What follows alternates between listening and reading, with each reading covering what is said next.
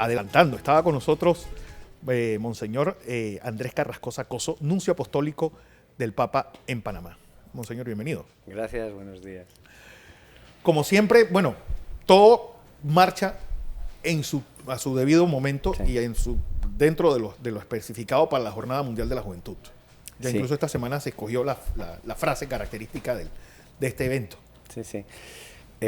Retornando a lo que hablabas antes, la acción de gracias. La acción de gracias es católica. ¿Ah, sí? Sí, sí.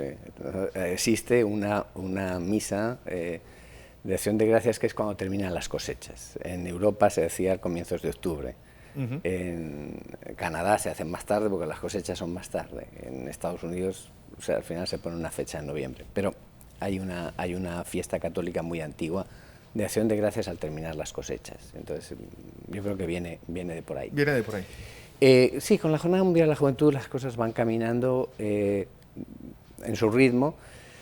Hubo algo que hizo atrasar y fue que inmediatamente después de anunciar que Panamá era la sede, el Papa reformó el organismo que se ocupa de ella, de la Jornada Mundial de la Juventud, unió 3 organismos, el de laicos, que es el que se ocupa de jóvenes, el de familia y el de vida. Entonces, de los 3 los fundió e hizo uno solo y nombró para ser responsable de ese sector un obispo americano, el obispo de Dallas, Farrell.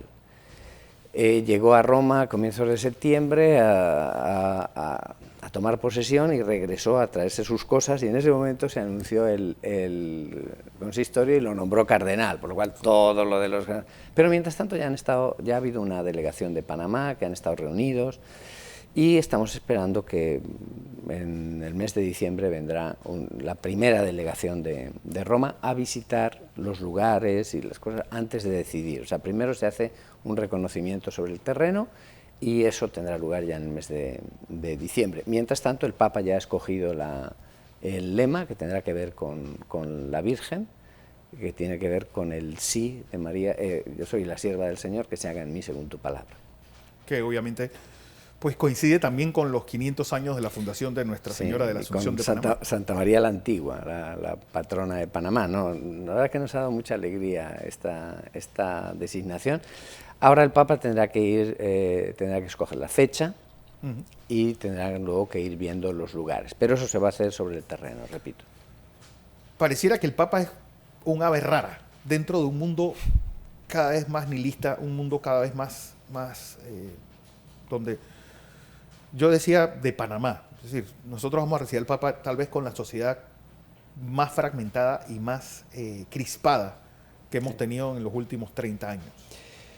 Sí, pero yo creo que eso no es solo de Panamá, es un fenómeno que se está viendo a todos los niveles y en todas las sociedades. Imaginarse, por ejemplo, Estados Unidos, cómo ha quedado después de las elecciones, ¿no?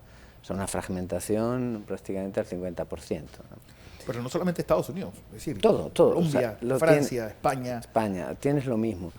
Tanto que el Papa el otro día, el día que creó los cardenales, en su homilía fue muy fuerte y dijo, está entrando el virus de la crispación y el virus de la intolerancia. Y en el fondo no hay sociedad, país, ni grupo que esté exento de esto. O sea, él decía, tenemos que estar atentos porque si no, este virus se nos cuela también en la Iglesia de crisparse y de querer como imponerle al otro. Yo no sé si en todo esto no tiene que ver también un poco la sociedad que estamos creando, ¿no? O sea, donde técnicamente estamos muy avanzados, por ejemplo, las redes sociales. Estamos muy avanzados técnicamente, pero como humanidad a veces la manera como tú ves que las personas reaccionan con el hígado, dices, cuidado, creo que como humanidad estamos perdiendo. Pero redes sociales pareciera que nosotros lo que estamos buscando es gente que piense igual que nosotros, es decir, nos estamos reuniendo personas que pensamos igual a tratar de analizar el mundo bajo un mismo prisma y se está perdiendo la capacidad esa de interactuar con quien piensa distinto y que a mí me ha gustado mucho. Esta mañana leía una cosa del Papa que decía, hasta en la crítica más loca hay algo de lo que puedes aprender. Lo dice el Papa, que recibe también muchas críticas, ¿no? Sí. Pero hasta en la crítica que dices, la más absurda, dice el Papa, hay algo que me puede hacer aprender, me puede hacer reflexionar. Yo creo que la capacidad de autocrítica se está perdiendo. O sea, uno parte de que tiene razón y a partir de ahí el que no está de acuerdo o lo excluyes y lo bloqueas, claro, o lo insultas. Yo estoy realmente sorprendido de ver el nivel de insulto que encuentro en las redes. Yo me muevo bastante por las redes y veo que hay un nivel de insultos que dices, esto es preocupante. Empezamos el mes de diciembre y un mes de diciembre con ese sabor de intolerancia y de odio. Sí, pero repito, yo lo veo en Panamá, pero no existe solo en Panamá. O sea, es algo que veo que la queja es a nivel mundial. O sea, yo sigo varias sociedades de países donde he estado, sigo un poco Brasil, sigo España, por supuesto, sigo algo de África donde he trabajado, y ves que las quejas son las mismas. Entonces, dices, esto no es un fenómeno de un país, es un fenómeno globalizado de un tipo de sociedad que yo creo que estamos construyendo, repito, con mucha técnica, pero donde crecientemente vamos perdiendo humanidad. Estamos perdiendo humanidad y leía el otro día en la BBC una crítica de unos obispos que yo creo que deben haberse aumentado ahora con la decisión del Papa que sean los sacerdotes los que perdonen el aborto. Yo creo que entramos en zonas grises para la Iglesia. No, yo creo que el problema no viene tanto por el tema del aborto. O sea, lo que ha habido ha sido una carta de 4 cardenales, los 4 ya bastante mayores, 2 alemanes y un italiano y uno de Estados Unidos. Hay una visión diferente sobre el tema de la familia. Todo esto viene con el documento que el Papa hizo, el Amoris Laetitia, donde en un determinado momento lo que dice es que hay que analizar caso por caso. O sea, puede haber una persona que esté en una situación objetivamente pecaminosa, entre comillas, pero que subjetivamente no esté en pecado. Eso es la moral más clásica. O sea, para que haya pecado tiene que haber advertencia, voluntariedad y libertad. Y hay situaciones donde el Papa lo que ha puesto es un concepto que es, yo entiendo que hay personas que les cuesta entrar, que es el discernimiento. O sea, el obispo de cada diócesis tiene que discernir, y discernir no es fácil, es ver o sea, no es cambiar la doctrina no cambia. Lo que ocurre es que hay que mirarla y caso por caso puedes ver si existen los elementos que una conducta se convierte realmente en pecaminosa y la persona no puede acceder a los sacramentos. Ahí es donde... Y ahí, la carta de estos cardenales es, diga usted sí o no. No, diga usted sí o no, no. El discernimiento es, yo no cambio la doctrina, pero tenemos que mirar, porque luego hay muchas personas que pueden estar en una situación objetivamente vista desde fuera, digamos, de pecado, pero a lo mejor no tienen culpa. O sea, ¿cuántas personas son abandonadas, por ejemplo? Entonces no tiene el mismo valor el quien abandona a su esposa que quien es abandonado, ¿no? Claro. O sea, todo eso es lo que el Papa dice, el discernimiento. El discernimiento está creándoles dificultades a muchas personas que prefieren ir en blanco y negro. Y lo que el Papa viene a decir es, entre el blanco y el negro hay una infinita gama de grises, y esos matices hay que mirarlos. Y un caso puede no ser lo mismo que otro caso, ¿no? Aunque sea más fácil ir solo por blancos y negros. Entonces, todo lo que tenga en cuenta que también este documento Amoris Laetitia lo hace el Papa después de 2 sínodos de obispos, que es lo más alto debajo de un concilio. Y todos los contenidos han sido votados. Y todos los contenidos han superado los 2/3. O sea, aunque nos fuéramos democráticamente, o sea, la cosa no es que el Papa se la ha inventado. O sea, el Papa ha puesto 3 años seguidos la Iglesia a discernir, a pensar los problemas, la ha hecho trabajar por un sínodo de obispos, lo hace trabajar al año siguiente por otro sínodo de obispos con composición diferente. Uno vota, el otro vota. sus propuestas. Y todas las propuestas que se le han hecho, incluso estos temas, todas superaron los 2/3, ni una quedó sin pasar por los 2/3, ¿no? Entonces, ciertamente hay siempre como gente que se queda más en posiciones más de sentimiento y más... Pero bueno, lo que el Papa... Una cosa que a mí me impresiona mucho, para el Papa no existen casos, existe la persona concreta. Y no es tanto la teoría cuanto lo que la persona concreta está viviendo. Y yo creo que en eso nos está dando una lección este hombre. Después pasamos al tema del aborto, pero esa es otra cuestión. Lo que ocurre, el aborto implica excomunión. Y eso se decidió, y en la época de Juan Pablo II, vio que aquello se estaba banalizando. Sí. Y entonces, para prevenir la banalización, puso la excomunión, que es se dice en nuestro lenguaje, una pena medicinal, para llamar la atención de que esto es muy grave, porque es un homicidio en la persona más indefensa, y hecho por quien le tiene que generar la vida.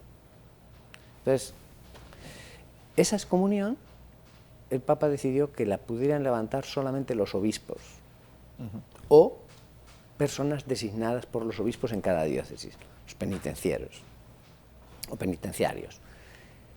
¿Qué ha pasado? Cuando el Papa Francisco lanza el Año de la Misericordia, el año pasado, claro, dice: durante el Año de la Misericordia doy la facultad de absolver del pecado de aborto y de la excomunión relativa a todos los sacerdotes. ¿Qué ha pasado ahora? Que termina el Año de la Misericordia y dice: el Año de la Misericordia ha terminado, la misericordia sigue abierta, doy facultades a que continúen, cualquier sacerdote pueda absolver. Es verdad que había una serie de supuestos, 5 casos, en los que el sacerdote podía hacerlo, casos de peligro de muerte. Ahora todos. O sea, lo único que se hace es extender esa facultad, porque ha llegado el momento de entender que esto ya no es una emergencia que surge, sino que esto está... Pero repitiendo, al mismo momento que él escribe, todo sacerdote puede absolver, dice, pero vuelvo a decir que se trata de un pecado gravísimo, porque es quitar la vida a la persona más indefensa, que es el feto, y hoy nadie, o sea, incluso científicamente, esto no es una cuestión de fe, es una cuestión científica. O sea, cuando unos papás... Yo el otro día leía de un político norteamericano que era favorable al aborto, y cuando fue con su mujer y vio la ecografía del feto que llegaba con 3 meses, este hombre cambió posición política. Pues dijo, esto es un hecho científico. Dice, no, es que es la mamá que tiene... No, mire, este bebé puede tener un grupo sanguíneo diferente de la mamá, no es un apéndice de la mamá, ¿no? Entonces, quiero decir, es la persona más indefensa y entonces se le quita la vida por parte de quien se la tiene que dar, la mamá o el papá. Bueno, sin lugar a dudas, fue Pablo VI quien llamó al ayornamiento, es decir, esa entrada de la Iglesia en la sociedad moderna. Bueno, fue Juan XXIII, que ya empezó, fue el que convocó el concilio, sí. Y pues cada vez van a tener que ser más recurrentes esa toma de conciencia del mundo actual por parte de la Iglesia. Yo no veo en Papa Francisco ningún seguimiento, digamos, de la sociedad. Lo que hay es... Papa Francisco es un pensador. Sí. Y un pensador desde la fe. O sea, para entender a Papa Francisco, cuando vives en la misma casa y ves la vida de oración que este hombre lleva, es que uno no se lo imagina desde fuera. Y desde esa profundidad es de donde él entiende, por ejemplo, el tema del discernimiento, que es típico de los jesuitas, lo lanza San Ignacio de Loyola, y él lo tiene muy dentro, ¿no? El discernir las situaciones no es hacer seguidismo a la sociedad y a las modas. Si hay alguien libre de las modas del momento, es Papa Francisco. Es tremendo cuando conversas con él, realmente es de una libertad extrema. Pero sí que lo que hay es un profundizar en algo que es, sin cambiar la doctrina. El Papa no ha cambiado absolutamente nada. Lo que dice es, aquí lo que nos está faltando es mirar más a fondo, caso por caso, y hacer un discernimiento delante de Dios para ver y cómo están las cosas. Y eso lo tiene que hacer el obispo. ¿Cómo encaja un libre pensador como el Papa en un mundo con gente tan cuadrada como Trump? Papa fue muy gráfico y dijo que él prefiere construir puentes en vez de construir muros. O sea, yo creo que también es verdad que luego estamos en un mundo donde parece que tenemos ganas de que nos engañen. Porque las campañas electorales se dice todo y lo contrario de todo. Totales, ¿no?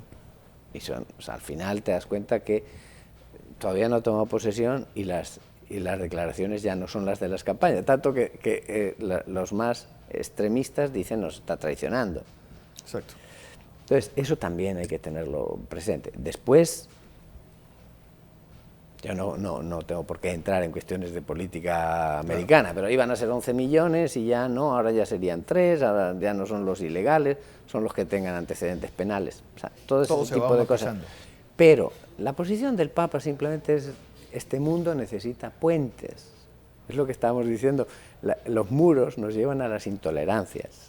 Correcto. Y las intolerancias nos llega a un momento en que la persona está crispada y al final te resuelve las disputas matando, en vez de dialogando. Entonces, eso es muy grave. Entonces, quien tiene una responsabilidad política tiene que tener también en cuenta que cada mensaje, cada frase puede después tener unas determinadas consecuencias. Y el Papa en ese aspecto, no solo en este caso de Estados Unidos, en muchos otros casos, como el tema de la inmigración, etcétera,